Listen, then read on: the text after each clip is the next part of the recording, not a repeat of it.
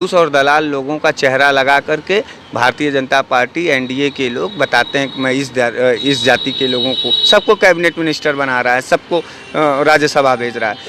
राष्ट्रपति जी का दलित राष्ट्रपति जी हैं ना, आदिवासी राष्ट्रपति जी हैं। अभी नरेंद्र मोदी जी कुर्सी पे बैठे थे, लाल कृष्ण आडवाणी जी जो है कुर्सी पे बैठे थे। हमारी देश की महामहिम खड़ी होकर फोटो खिंचवा रही है।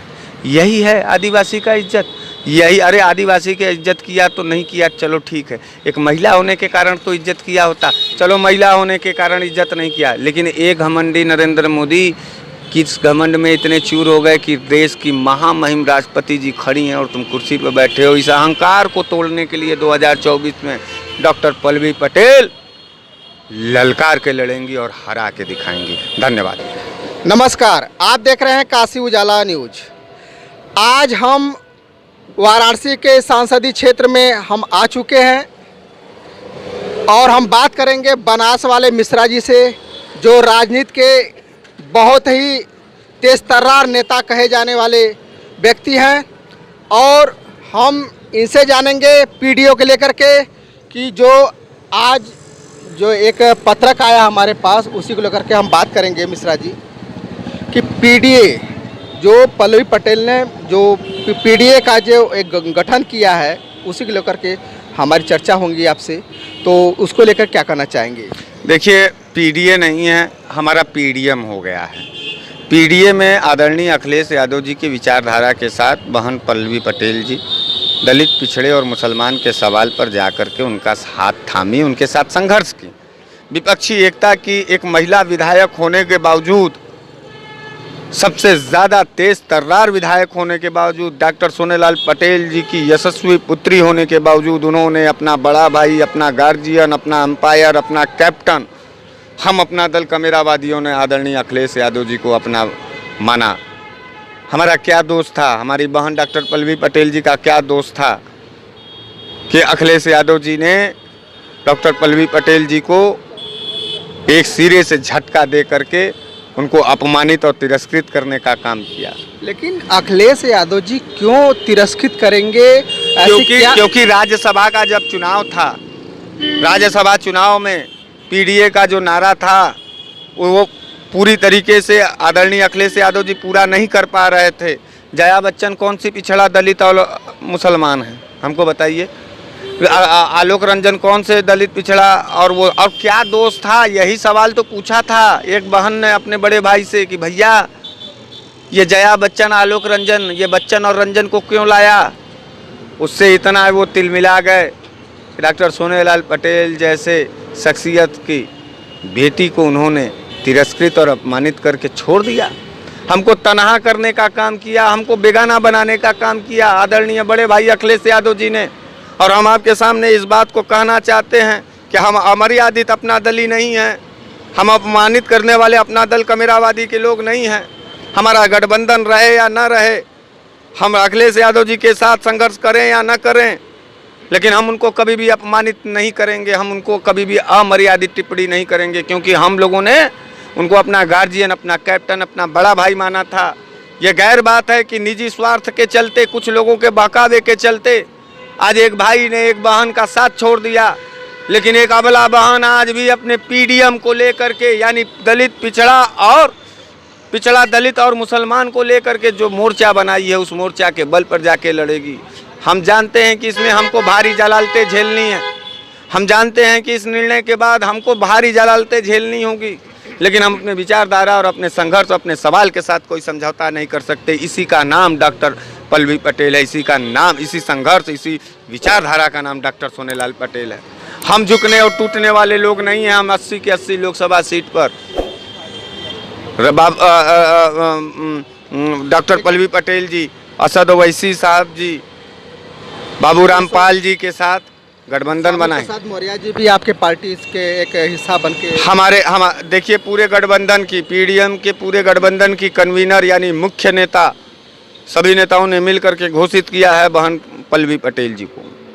और पल्लवी पटेल जी अपने नेतृत्व में आदरणीय स्वामी प्रसाद मौर्य जी से भी अपील करती हैं कि इस 80 बनाम 20 के लड़ाई में दिल खोल करके आप आइए, पीडीएम में आपका हार्दिक स्वागत है। स्वामी प्रसाद मौर्य जी, आप पीडीएम में अपने बेटी के समान, जिसका मर्यादा, जिसका सम्मान, जिसका संघर्ष सब कुछ दांव पर लगा है, आज एक अबला बेटी स्वामी प्रसाद मौर्य जी को अपने बाप की हैसियत से बुला रही है। स्वामी प्रसाद मौर्य जी, आज आप आइए पीडीएम में।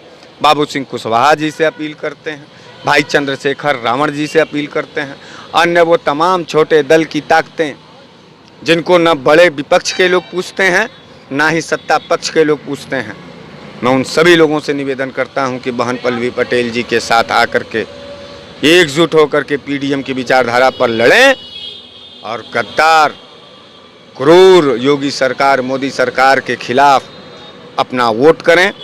और बड़े भाई आदरणीय अखिलेश यादव जी का जो अभिमान है उसको भी कम करने का काम करें। अरे क्या दोष था, क्या अपराध था पल्लवी पटेल जी का?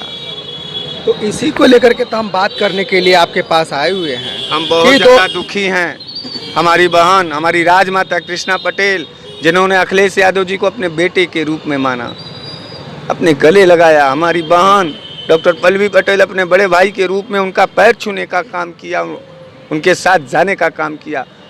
अंतिम दौर तक सारे लोग अखिलेश यादव जी का साथ छोड़ के चले गए, लेकिन एक बहन, एक माँ आस भरी नज़रों से अखिलेश यादव जी के तरफ टकटकी लगाई रही कि मेरा बेटा, मेरा भाई भी मेरा स्वाभिमान, मेरा सम्मान का रक्षा करेगा। 4 लिस्ट जारी कर दिए अखिलेश यादव जी लोकसभा के अपने प्रत्याशियों के।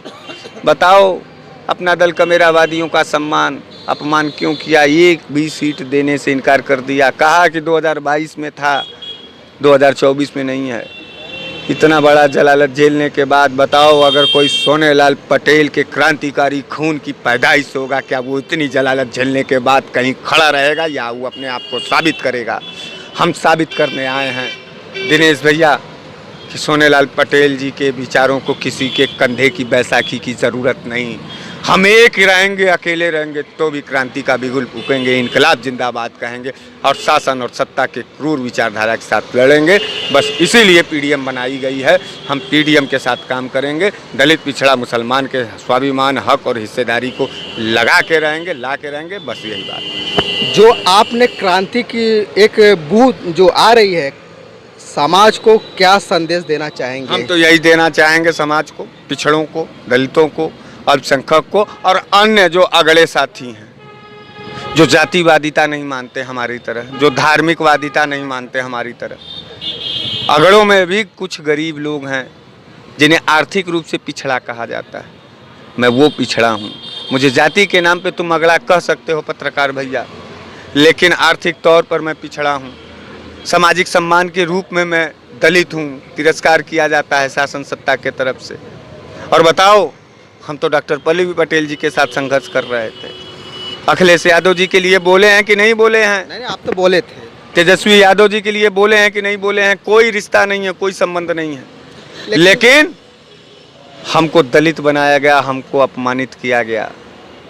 तो क्या हम अपने स्वाभिमान और सम्मान की लड़ाई को लेकर के अपना फैसला नहीं ले सकते?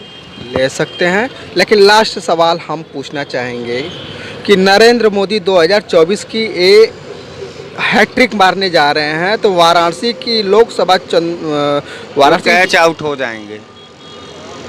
कितनी तैयारी आपकी है? पूरी तैयारी है। 400 पार करने वो सब के की लिए। बात छोड़ो, देखो मैच हो रहा है, मैच वो बैटिंग कर रहा है। हम लोग भी छोटे प्लेयर हैं, लेकिन ग्राउंड के किनारे किनारे खड़े हो चुके हैं। हम जानते हैं कि हमको बाल कैसा फेंकना है और नरेंद्र मोदी कैसा बैटिंग करेगा। कैच आउट होगा, और कैच आउट होने में भी अगर वो सफल हो गया तो हम दौड़ा के रन आउट कर देंगे, लेकिन रन आउट होगा, इस बात को रखना।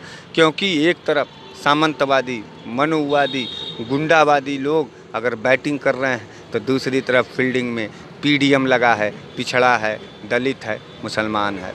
क्या पीडीएफ में जो हैं, तो क्या किस तरह की आप लोग बैटिंग और फील्डिंग करेंगे कि ये नरेंद्र मोदी को हराने के लिए?